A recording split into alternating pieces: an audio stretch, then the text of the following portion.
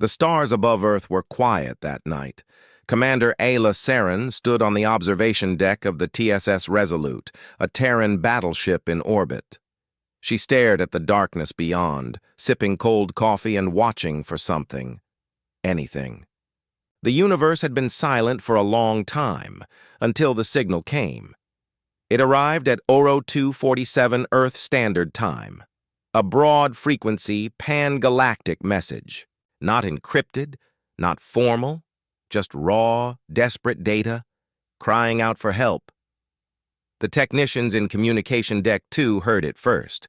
At first, they thought it was a corrupted file. The voice sounded strange, broken by static and emotion. Then it repeated, again and again. Please, help us. They are killing us all. We don't have weapons. We don't know how to fight. Please, we beg you. The message came from a star system 62 light-years away. The planet was called Valara, home of the Valari, a species unknown to Earth's databases. Peaceful, agricultural. Their energy signatures showed no real defenses, no warships, no planetary shields. The enemy, however, was well known. The Ziraki swarm. Ayla stared at the live data feed on her tablet. Over 30 swarm ships had surrounded Valara. Satellite feeds showed cities burning, creatures like giant insects crawling over buildings, civilians being dragged away. She clenched her jaw.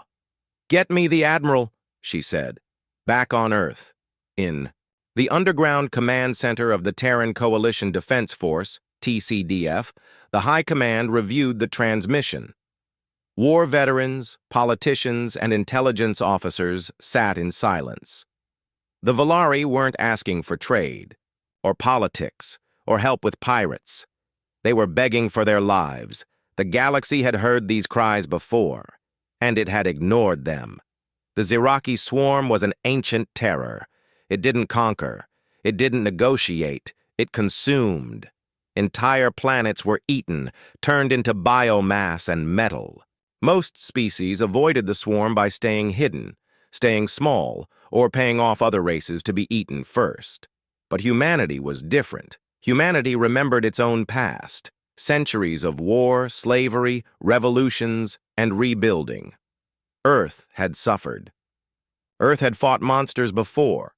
Monsters with 2 legs, 4 legs, and sometimes none at all.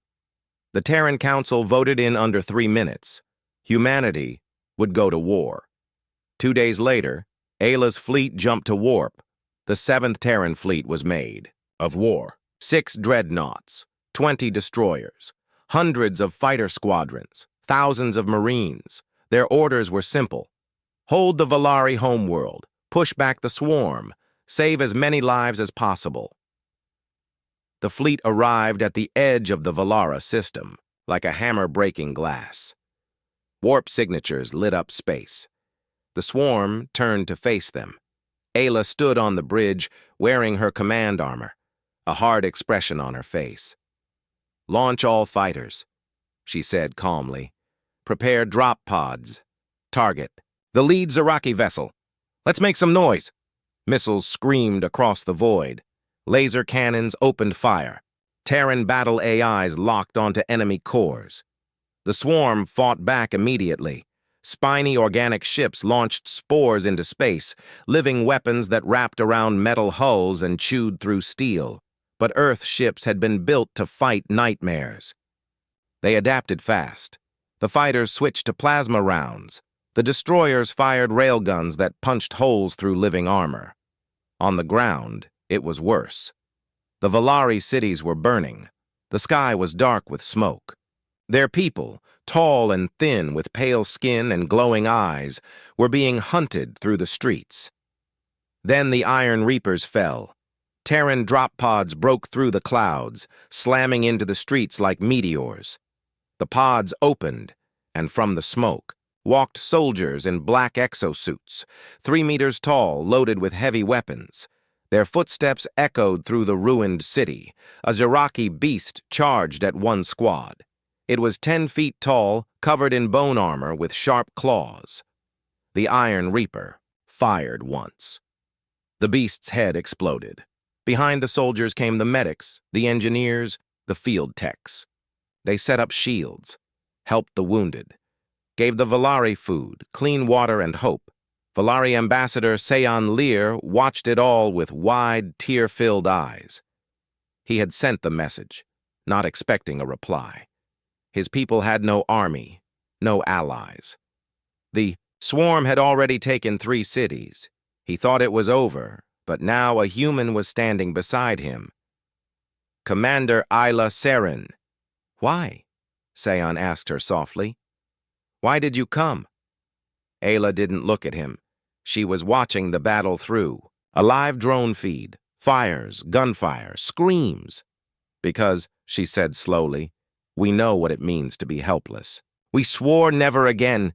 He didn't understand. You don't even know us. You risk your lives, your ships, for strangers. Ayla finally turned to him. We are not doing this for thanks. We're doing it because it's right. You asked for help. She walked away, issuing more orders to her squad leaders, and humanity answered. By nightfall, the Terran forces had secured the capital city. They had driven the swarm back into the jungles, but it was far from over. Reports showed that the Zaraki were gathering in the outer forests. Thousands of them. The sky was filling with black shapes again. The main swarm hive was still intact. Ayla gathered her officers in the command tent. Holograms lit up, showing troop movements, casualties, and swarm behavior. We hit them hard, said Captain Drex, wiping blood from his helmet. But they're regrouping. These things don't break, they adapt. Ayla nodded. Then we hit harder. She turned to the Valari ambassador, who had followed her in. We need to know the land better. Can your people guide us through those forests? Seon hesitated. We are not warriors. You are now, Ayla said. The room went quiet. Then, slowly, Seon stood straighter. We will try. Ayla smiled. Good. Because we don't lose, not today. Far above the planet, in deep orbit, the lead swarm ship pulsed with red light. A new signal was sent, this time from the swarm. It was not a cry for help. It was not a warning. It was a challenge. Translated, it read, Humans, you burn brightly, but so did others. You will be consumed. You are delicious in your defiance. The message was forwarded to Ayla. She stared at it. Then she looked out the window. The stars were not quiet anymore. The jungle burned under Terran fire. Smoke rose into the sky like black fingers, twisting in the wind. The trees of Valara, once green and glowing with life, were now scorched and broken. Beneath the thick canopy, the Zaraki swarm moved, fast, silent and deadly. But they were not alone anymore. The Iron Reapers had dropped huge metal pods, slammed into the ground, shaking the forest floor. Each one burst open with a hiss, revealing human soldiers in full armor, tall, strong, and ready to fight. Their suits glowed with blue lights, their weapons aimed and scanning. Sergeant Malik Cade, squad leader of Reaper Team 6, was the first to move. He held a heavy plasma rifle and spoke calmly through his comms. Eyes up! Heat signatures everywhere! They're waiting for us. His team spread out through the jungle, boots crunching over leaves and ash. The air was hot, filled with tension. Every shadow looked like it could move. And then one did. A creature jumped from a tree, a long, spiked monster with claws that glowed red. It landed on a Reaper, trying to tear through his armor. The Reaper didn't fall. He grabbed the beast, slammed it into the ground, and crushed its skull with one armored boot. Contact! Malik shouted. They're here! The jungle exploded into chaos. Plasma fire lit up the trees. Zaraki creatures swarmed from the shadows, crawling, flying, some the size of cars. But the Reapers didn't back down. Their armor held. Their weapons tore through enemy ranks. The swarm was strong, but humanity was stronger. Above the battlefield, Commander Ayla Seren watched the fight through a drone feed. Her face was calm, but her eyes were hard. Every dot on the screen was one of her soldiers. Every red flash was danger. Her comms crackled. "Commander, we've got movement on the East Ridge. Too many for one squad to handle. Send in Hammer Squad," she ordered. "And bring in the new prototype. Time to test the grav tank." "Copy that." Ayla turned to Ambassador Seyon Lear, who stood beside her, still shaking. He wore borrowed armor, though it didn't fit. "Right, you see," she said. "We came prepared." Seyon nodded slowly. "Your people, you fight like storms." Ayla didn't smile. "And we haven't even started yet." The grav tank came in low. It didn't roll on treads. It floated, humming above the ground, its base glowing with blue anti-grav light. Its twin cannons rotated slowly, scanning for targets. Inside sat Corporal Lin Tao, pilot and engineer. "Target locked," she whispered. The tank fired. Twin blasts of compressed energy slammed into a Zaraki horde, vaporizing 10 creatures instantly. The rest scattered, screeching. The tank floated forward, unstoppable. Behind it, Valari civilians watched from a hidden shelter. They had never seen anything like it. Their world had never known war before this. But now it knew fire and steel, and it knew what human war machines looked like. Elsewhere in the jungle, Sergeant Malik's team had pushed deeper. Bodies of swarm creatures littered the ground, burned, broken, and silent. The Reapers moved carefully now. The deeper they went, the quieter it became. "Something's wrong," Malik said. Then the ground opened. A pit trap, wide and dark. One Reaper fell, screaming as razor-like vines pulled him down. "Get him out!" Malik shouted, firing into the pit. But it was too late. The screams stopped. The swarm had set traps. They were learning. "Pull back," Malik ordered. "Regroup at Rally Point Bravo."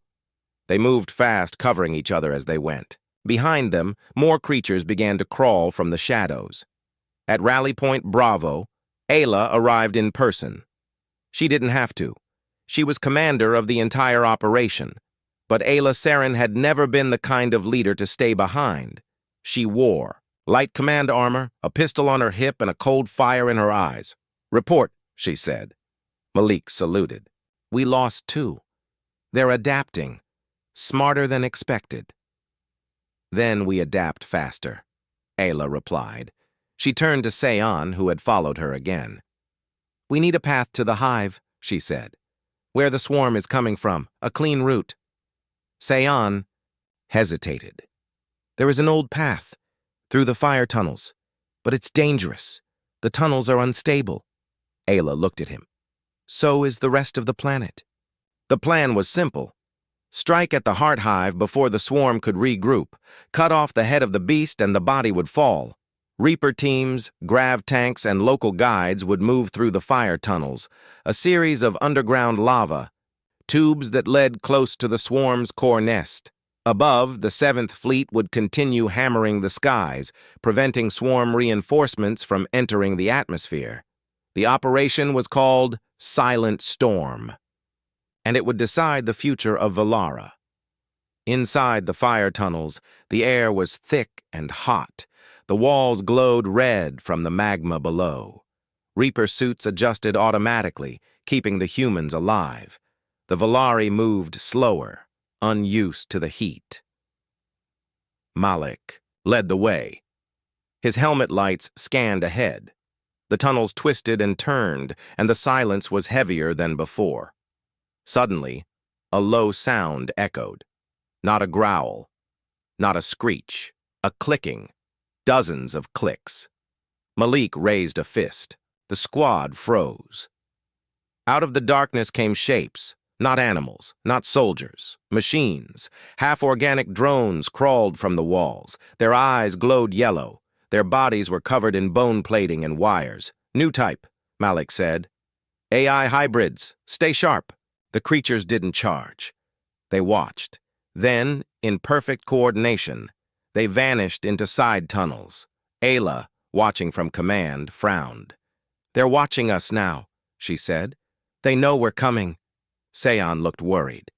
If they are preparing, then what waits at the hive?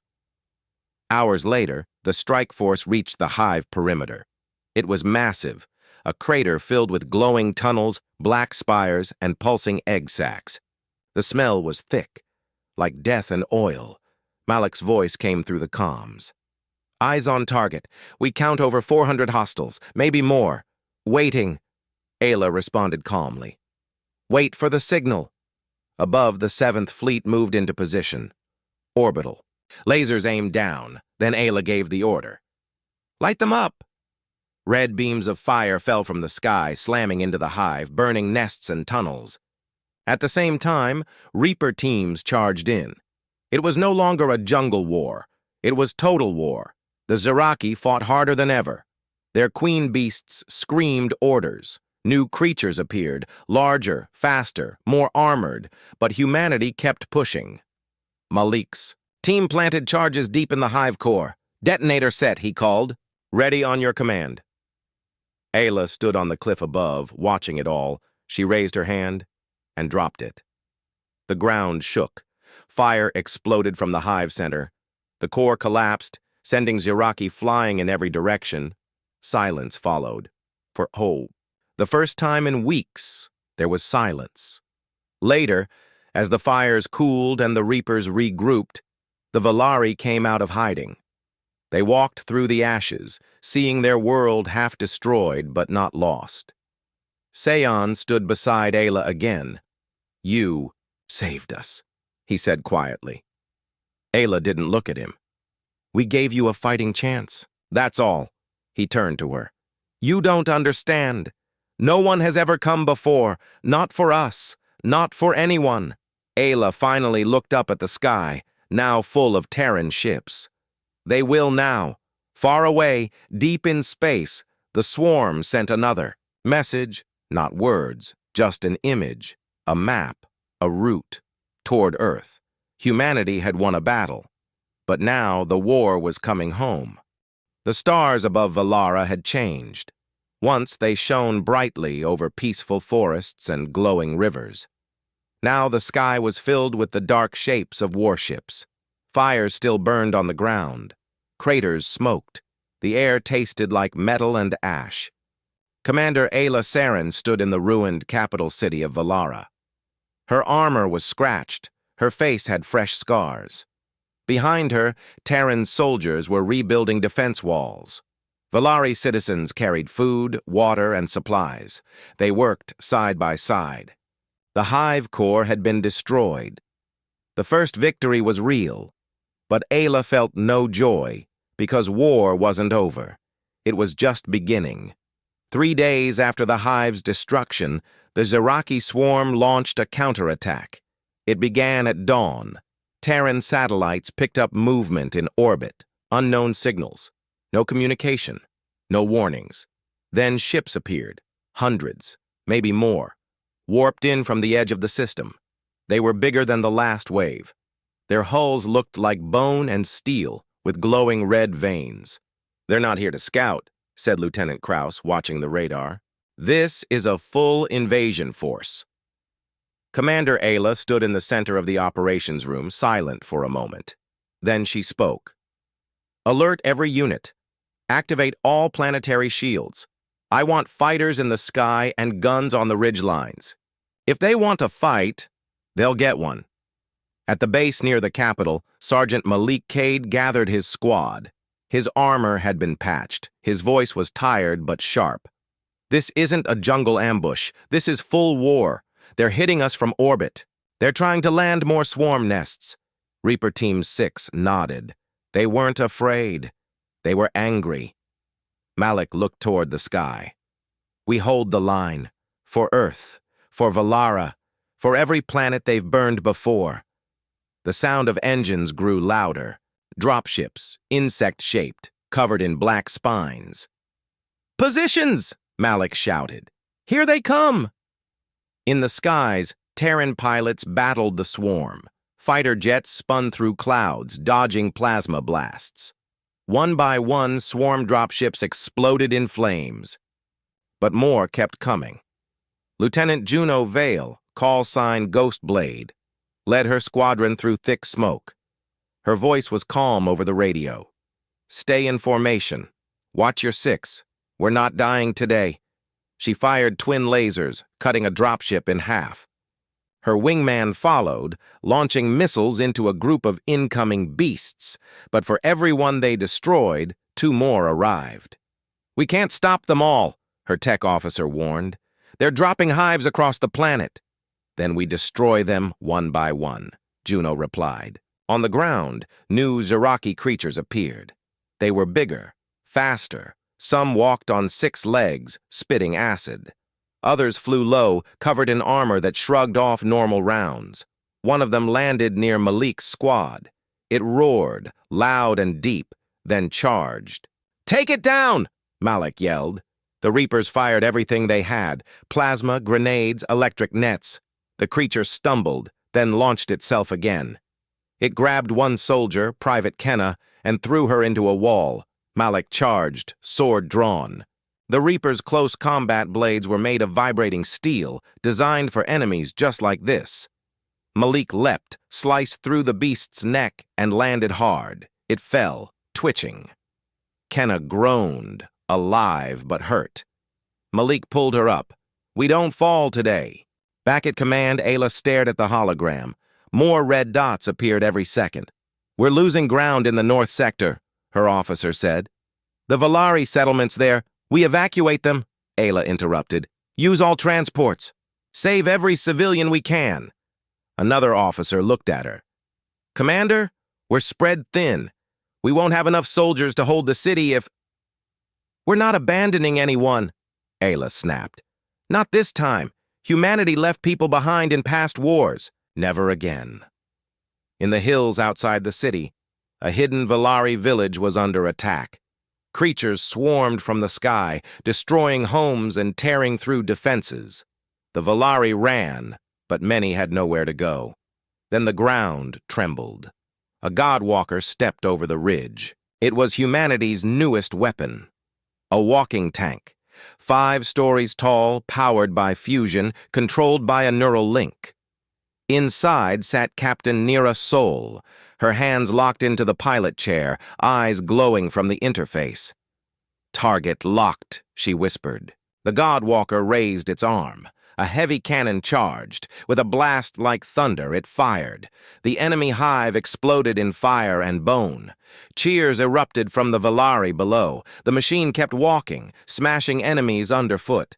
One child looked up at it and whispered, "The gods have come to save us."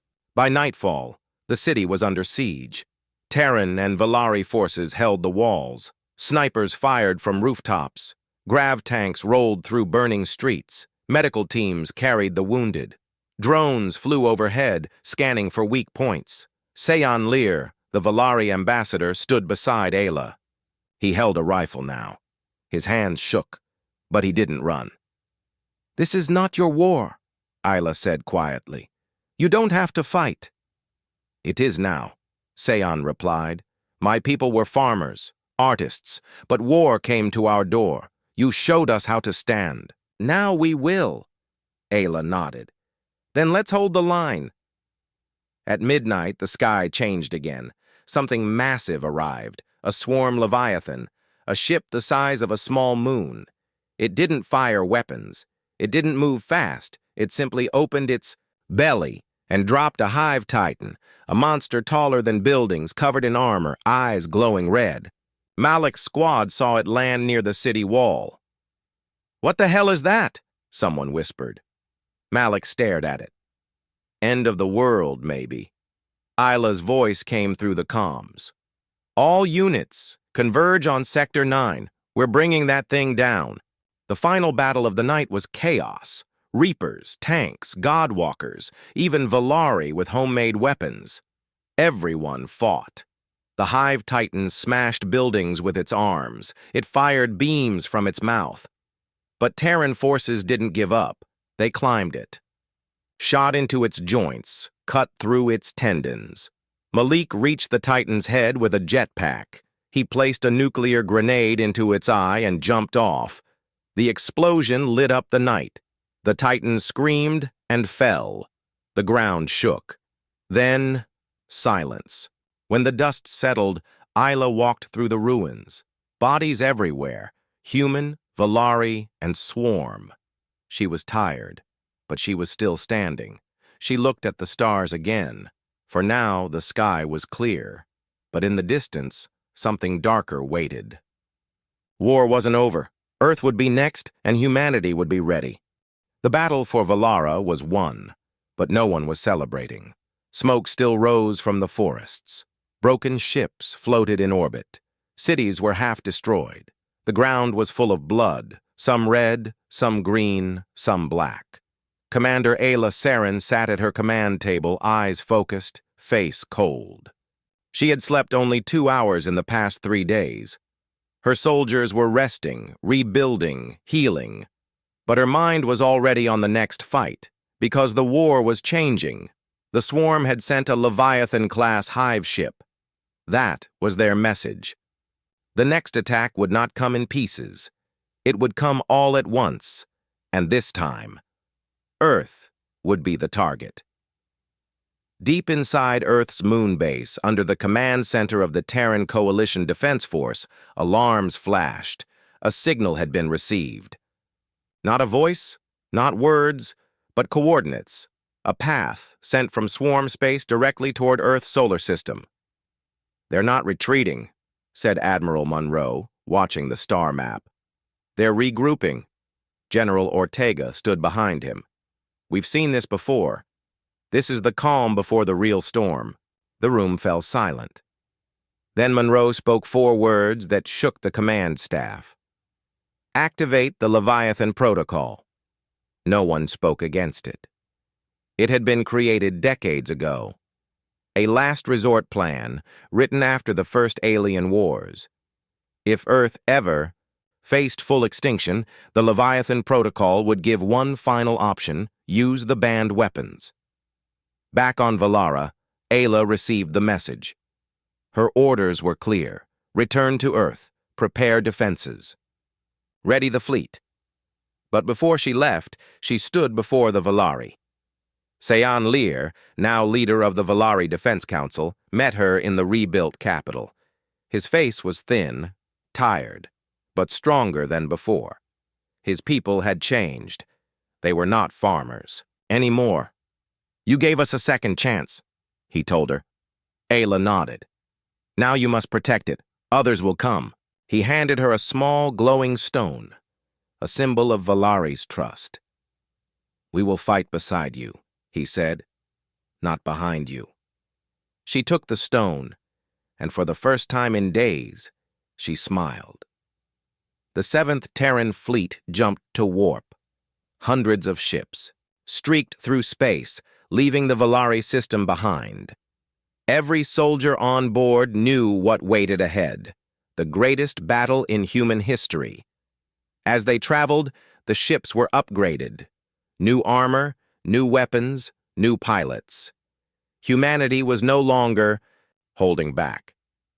Inside TSS Valkyrie, the most powerful dreadnought in the fleet, Ayla stood before the weapons lab. Scientists and engineers were preparing the most dangerous tools ever made. One of them, Dr. Sora Lin, walked beside her. "We've reactivated the Black Sun cannons," she explained. "Weapons that bend gravity. We also have quantum warheads, EMP swarms, and this." She pointed to a glass chamber. Inside floated a glowing crystal, pulsing like a heartbeat. "What is it?" Ayla asked. "A living AI, banned after the Mars incident, but it can control our entire war network. It sees everything, predicts everything." "Can it be trusted?" Dr. Lin hesitated. "It's not about trust. It's about survival." Ayla stared at the crystal. "Wake it up." The AI's voice filled the ship. It was soft, cold, and precise. Designation: Exocide. Command accepted. Preparing strategic predictions. Estimated enemy arrival: 96 hours. Recommend full deployment of Omega forces. The room went silent. Omega forces were never meant to be used. They were humans, enhanced beyond limits, fused with machines, no longer fully human, but not yet machines. Commander Ayla approved the deployment. War had changed, and so had the high rules. Earth's orbit turned into steel. Gigantic defense stations lit up. Orbital cannons locked on targets. The lunar railgun array, dormant for 50 years, came online again. Civilian spaceports were closed. All colonies were ordered into silence. Earth was bracing for the end, but Earth was not afraid. On the surface, families were moved underground. Cities became bunkers, every country united. Old flags were put away. The only banner flying now was the silver and black emblem of the Terran coalition. News feeds were silent. There was no panic, only purpose. Humanity was not running. They were digging in. The swarm arrived exactly as Exocide predicted. Not a few ships, thousands, more than anyone had ever seen. They came in waves, massive dark shapes covering the stars. Hive ships, carrier beasts, biocruisers, and in the center, a new kind of Leviathan. It was not just a ship, it was alive, and it had a voice. A signal filled every human device. It spoke in every language at once. We consumed the stars. We consumed gods. You are fire, but fire dies. Surrender your world. Ayla stood on the command bridge of the Valkyrie and answered. Come and take it. The battle began. The sky exploded. Earth's orbital defenses fired first. Beams of red, green, blue. Swarm ships broke apart. But more came. The lunar railguns punched holes through carrier beasts. Fighter jets clashed in the upper atmosphere. The Terran Navy fought with everything it had. And still, the swarm kept coming. Then the Godwalkers. Deployed giant mechs dropped from orbit, landing on Earth's surface with quakes. Each one carried hundreds of weapons. Some were piloted by humans, others by linked AIs. They walked across deserts and oceans. They fought hive titans hand to hand. They held the line. On the Eastern Front, Sergeant Malik Cade led his Reaper squad through burning cities. His armor was covered in ash. His blade was chipped, but he kept fighting. Behind him, Omega units moved through the smoke. Half machine, half human, they destroyed anything in their path. Malik, target ahead. A soldier shouted. They turned a corner and saw it. A swarm mind construct, a floating brain-like mass surrounded by drones. It was the command unit. If they killed it, they could turn the battle. Cover me! Malik yelled and charged. Bullets flew. Explosions lit the sky. The construct screamed.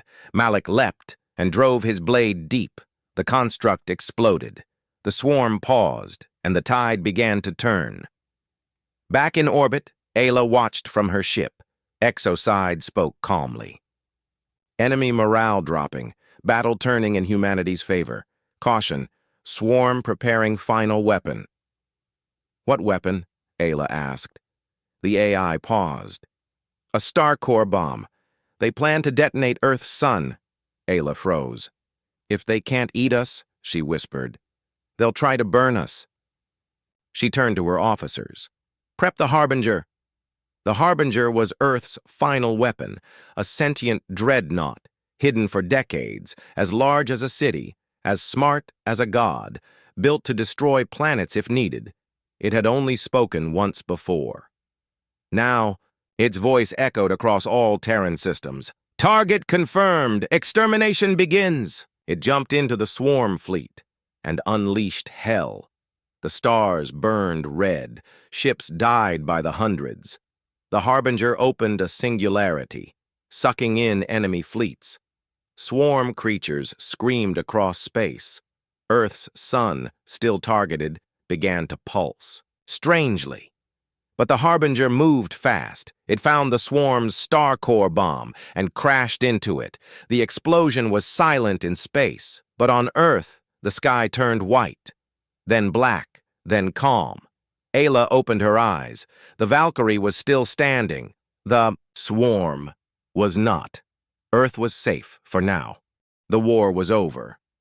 Not with words, not with surrender, but with fire, metal, and silence. The sky above Earth, once filled with swarm ships, was now clear. Wreckage floated across space like broken bones. The sun still burned strong, untouched. The Harbinger's sacrifice had saved it, and humanity had survived. Commander Ayla Saren stood on the bridge of the TSS Valkyrie. Her armor was cracked, her face was pale. She had not slept in nearly 2 days, but her eyes still burned with focus. The final battle had ended just hours ago. Swarm forces had either been destroyed, escaped into deep space, or gone silent. No signals, no movement. Ayla watched Earth from orbit. Her home, still alive. Status report, she said quietly. Lieutenant Krauss looked up from his console. Enemy forces confirmed eliminated. Last swarm signature vanished 20 minutes ago. No signs of reinforcement. Ayla exhaled slowly. It's done. On Earth's surface, cities lit up with hope for the first time in weeks. The bunkers opened. People came out into the sunlight, blinking, hugging, crying. Children pointed at the skies, where no enemy ships remained. Families reunited. Soldiers stood guard, still watching, still ready. But the guns were quiet now. In the middle of New London, a massive Terran flag flew above the ruins. The soldiers of the 7th Fleet marched through the streets, tired, wounded, proud. Among them was Sergeant Malik Cade, armor scratched, blade still at his side. He walked with a limp, but held his head high. The people cheered. He didn't wave, he just nodded. They weren't heroes, he thought. They were survivors. In the rebuilt command center, world leaders gathered, the first Terran council since the war. Representatives from every continent, every colony, and every military branch sat in silence. Even the Valari were there. Ambassador Seon Lear had come to Earth, now wearing a Terran badge on his robe. Ayla stood at the center of the chamber. She didn't give a long speech. She didn't talk about victory or honor. She said only one thing: never again. The room stayed silent, but everyone understood. Days passed. The cleanup began. Terran scientists moved quickly, gathering swarm remains, studying wrecked hive ships, searching for answers. What were the swarm? Why did they want to destroy everything? Were they truly gone? Some said yes. Some weren't sure. Ayla didn't care. She wasn't looking for answers now. She was looking at what came next. A week later, Earth broadcasted its first public message to the galaxy. It played on every known channel, in every language. Ayla stood in front of the Terran flag, with soldiers and Valari beside her. Her voice was calm, but powerful. To all peaceful civilizations, we heard the call for help. We answered. We fought not for conquest, not for power, but because we remember what it's like to be alone. To those in hiding, you are not alone anymore. To the swarm, if any of you remain, we are not afraid. We will find you. We will end you. And to the stars, humanity stands ready, not as invaders, not as rulers, but as protectors. The message ended, and the galaxy listened. On Valara, the world was healing. The forests slowly grew back. The glowing rivers flowed again. The Valari had begun building new cities, stronger than before, but they had also built something new. A statue, a towering figure made of steel and crystal, half human, half Valari. One hand held a sword. The other reached outward, not in violence, but in unity. At the base, a simple message was carved in both languages. They came not for power. They came because we called, and they stayed because they chose to. Ayla visited Valara one last time before her retirement. She walked alone through the memorial garden. Soldiers nodded as she passed. Children stared. Valari elders bowed. Seyon. Lear met her under a silver tree. "You don't look like a warrior anymore," he said with a small smile. "I'm not," Ayla replied. "I'm just tired." They sat on a bench. "Will it happen again?" Seyon asked quietly. "Will another enemy come?" Ayla looked at the sky. "Yes," she said. "Eventually. It always does." "And what will humanity do then?" She looked at him and answered, "We'll do what we always do." Back on Earth, years later, history remembered the war. But not just the battles, the stories, the bravery, the unity. Students studied the Valari crisis and the Earth Swarm War. Veterans were honored, memorials were built. But most of all, humanity changed. They didn't turn inward. They reached outward. They built the Terran Defense Network, a system of outposts, warning satellites, and emergency response fleets ready to launch at any moment. They formed the Galactic Unity Pact, with Valara and 10 other species joining together to protect each other, and they made sure that no cry for help would ever go unanswered again.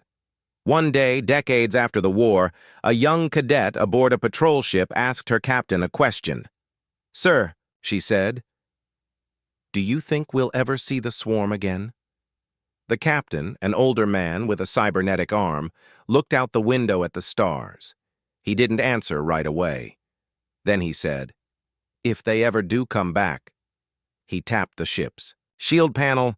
"They'll find out Earth still remembers. Far beyond the edge of known space, in a dark, cold system, something moved. A small swarm scout ship, hidden for years, powered on. Its systems blinked, its engines glowed, and inside, a signal was sent, not toward Earth, but away, to somewhere deeper, older. Something else had heard the war. Something else was waking. But this time, humanity would be ready.